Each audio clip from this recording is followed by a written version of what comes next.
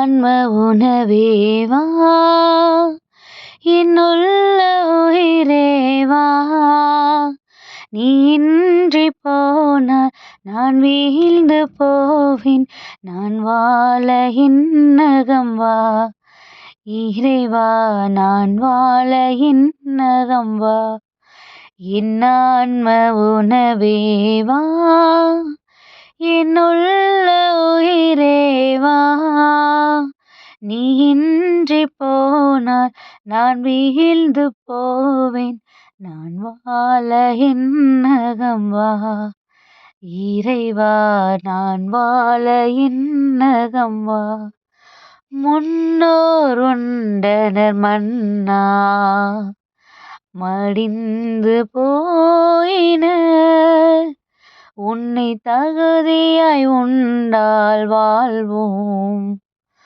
சாவை வெல்லுவோம் ஆவலாய் அழைத்தேன் வா இறைவா இந்த ஏழைக்கு உன்னர் தாயிறைவா உன்னில் நான் என்னில் நீ வாழ்ந்திட வரம் தான் என் ஆன்ம உணவேவா என்னுள்ள உயிரேவா நீ இன்றி போனால் நான் ஈழ்ந்து போவேன் நான் வாழ இன்னகம் வா. ஹாய் குட்டீஸ், எல்லாரும் எப்படி இருக்கிறீங்க? நல்லா இருக்கீங்களா? ஹாப்பியாக இருக்கீங்களா குட்டீஸ்? அவர் இல்லாமல் போனால் நம்ம லைஃப்பில் எதுவுமே நமக்கு கிடையாதுங்கிற ஒரு பெரிய உண்மையை அருமையாக எடுத்து சொல்கிற ஒரு பாடலோடு நம்ம இன்றைக்கி தொடங்கியிருக்கிறோம். அப்படி தானே குட்டீஸ்? கண்டிப்பாக அவர் நம்மளிடத்துல இல்லை அப்படின்னா அந்த உலகத்தில் எவ்வளோ பெரிய செல்வங்கள், எவ்வளோ பெரிய பொருள், எவ்வளோ பெரிய ஒரு பெரிய கூட்டமே நம்ம கூட இருந்தால் கூட அவர் நம்மளிடத்துல இல்லை, அவர் அன்பு நம்மளிடத்துல இல்லை, அவருடைய பார்வை நம்ம மேலே இல்லை அப்படின்னா நம்ம ரொம்ப எம்டி தான் குட்டீஸ். ஸோ அந்த உண்மையை தான் இன்னைக்கு இந்த பாடலில் ரொம்ப அருமையாக நமக்கு சொல்லியிருக்கிறாங்க. அதில் பார்த்தீங்கன்னா நமக்கு எல்லாருக்குமே தெரியும், மக்கள் பாலை நிலத்தில் இஸ்ரேல் மக்கள் எனக்கு உணவு இல்லைன்னு அவங்க கடவுள்கிட்ட கேட்கும்போது கடவுள் அவங்களுக்கு என்ன பண்ணாங்க, வானத்திலிருந்து மன்னா பொழிய செஞ்சாங்க, அப்படித்தானே? ஆனாலும் கூட அப்படிப்பட்ட உணவுக்காக அவங்க கடவுள்கிட்ட சண்டை போட்டு அவங்களுடைய தேவைகளுக்காக கடவுள்கிட்ட சண்டை போட்டு கடைசி மாண்டு போனாங்க. ஆனால் நம்மளுக்கும் ஒரு கட்டத்தில் அப்படி ஒரு நிலைமை வரும். ஆனால் இதெல்லாம் தாண்டி நம்மளை நிலையாய் வாழ வைக்கிறது, இந்த உலகத்தில் நம்மளை நிலையாய் நிற்க வைக்கிறது அவர் தருகிற ஆன்ம உணவு மட்டும்தான் குட்டீஸ். ஸோ இந்த நாள்லேயும் பார்த்தீங்கன்னா ஏசப்பாவோட திருமுழுக்கு பெருவிழாவை நம்ம என்ன பண்ணுறோம், நம்ம கொண்டாடிட்டு இருக்கிறோம். ஸோ இந்த திருமுழுக்கு பெருவிழா அவருடைய முக்கியத்துவத்தை, அவர் நம்மளோட இருக்கிறதுனால நம்ம ஒரு ஞாயிற்றுக்கிழமைகள்லையும் திருமுழுக்கு பெறுகிறதுங்கிறது லைஃப்க்கு எவ்வளோ முக்கியமானது அப்படிங்கிறத எடுத்துரைக்கக்கூடிய ஒரு விஷயமா இருக்குது குட்டீஸ். அவருடைய வாழ்வு தரக்கூடிய அந்த உணவு நமக்கு பல மடங்கு பலன் கொடுக்கறதா இருக்குது குட்டீஸ். நம்மளுடைய எலும்புகளுக்கு அதுதான் ஆதரவு, நம்மளுடைய ஆன்மாவுக்கு அதுதான் பலன். நம்மளுடைய ஒரு உத்வேகமான ஒரு உணவுங்கிறது நம்ம வாங்குற அந்த திருமுழுக்கு மட்டும்தான்.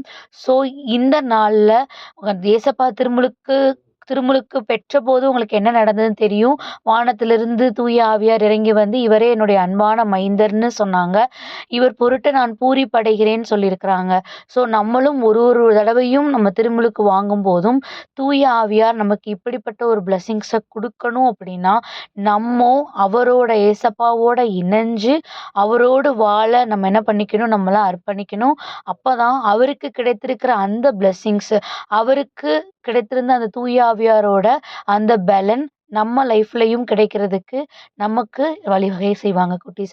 ஸோ தூய ஆவியாரோட பலனோடும் ஏசப்பாவுடைய உடனிருப்போடும் நம்ம ஒவ்வொரு நாளும் நம்மளை புதுப்பிச்சுக்கணும், நம்மளோட ஆன்மாவை புதுப்பிச்சுக்கணும் அப்படின்னா அவர் செய்த நன்மைகளை நம்ம எப்பயுமே என்ன பண்ணக்கூடாது, மறக்கக்கூடாது. அதை தான் இந்த நாளையும் கூட சங்கீதம் அல்லது திருப்பாடல் 103:2 படியா என் உயிரே ஆண்டவரை போற்றிரு, அவருடைய கனிவான செயல்கள் அனைத்தையும் மறவாதேன்னு கொடுக்கப்பட்டிருக்குது. நமக்கு ஏதோ ஒரு விஷயம் இல்லை இல்லன்னு நம்ம சோர்ந்து போறோமா?